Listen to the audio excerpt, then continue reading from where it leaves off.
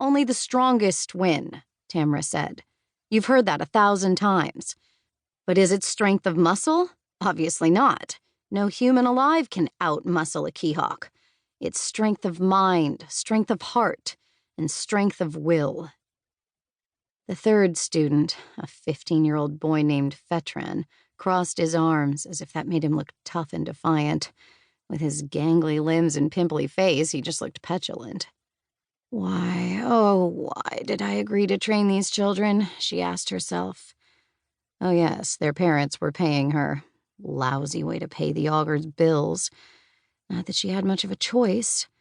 Because while she'd be far better off picking a potential winner, training him or her up with a brand new kehok and claiming her share of the prize money, there was the little problem that she couldn't afford the race entrance fees, not to mention the purchase price of a new kehok. So, last season, Fetran drawled, was your rider weak of mind, heart, or will? Low blow. Tamra smiled. He shrank back. She smiled broader. She knew that when she smiled, the scar that ran from her left eye to her neck stretched and paled. She'd gotten that scar during her final kehok race, a race she'd won before she'd retired to raise her daughter and train future champions. Emphasizing that scar made people uncomfortable. She loved her scar. It was her favorite feature, a relic of a time when she was the one destined for greatness, with a wide future ahead of her. In a falsely chipper voice, Tamra said, Maybe it was a combination, but you seem to have everything sorted out, so how about you show us how it's done? Fetran looked as if he wanted to bolt or vomit. I can't. She let him squirm a minute more, intending to let him off the hook. But then Amira stepped forward, cleared her throat, and said in a squeak, I'll try. Oh, kehoks. That was not what she'd meant to happen. Tamra opened her mouth to say, No, you're not ready.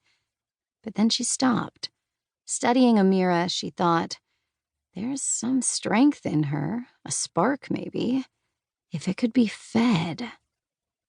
Briefly, she allowed herself to imagine the glory if she transformed one of these rich kids into a fierce competitor.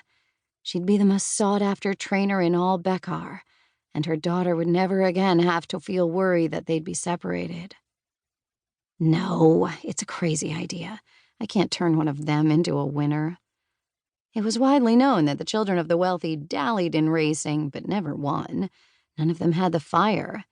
You had to burn with the need to win, with the conviction that this is what you were meant to do. That was an aspect of racing that couldn't be taught, and these spoiled rich kids had never felt it.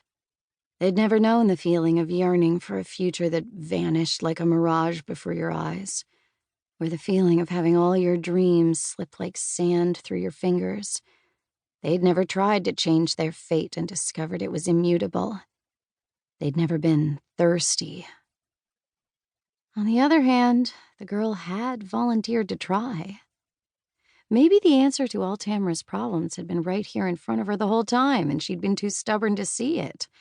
The augurs preached that you could improve the quality of your soul by your choices, and thus grant meaning to your current life and hope for your next. Tamra might not be able to read the state of these kids' immortal souls, but maybe I could give them a chance to shine. Follow me, Tamra said curtly. Hey, she asked me, Fetran butted in. I'm first. You're going to break your neck, Amira told him. And you won't? My kehok likes me. Tamra heaved a sigh. Seriously, why did she bother talking? It wasn't as if they listened to her. Kehoks liked no one because they loathed themselves. I'm a terrible teacher. I should switch to raising potted plants. You'll race each other, and you'll use chains and harnesses. When Fetran began to object, she held up her hand. I don't want to explain to your parents why their darlings are minus a few limbs. Or have them explain to me why I'm not getting paid anymore. Without looking back to see if they were following, Tamra stalked across the train.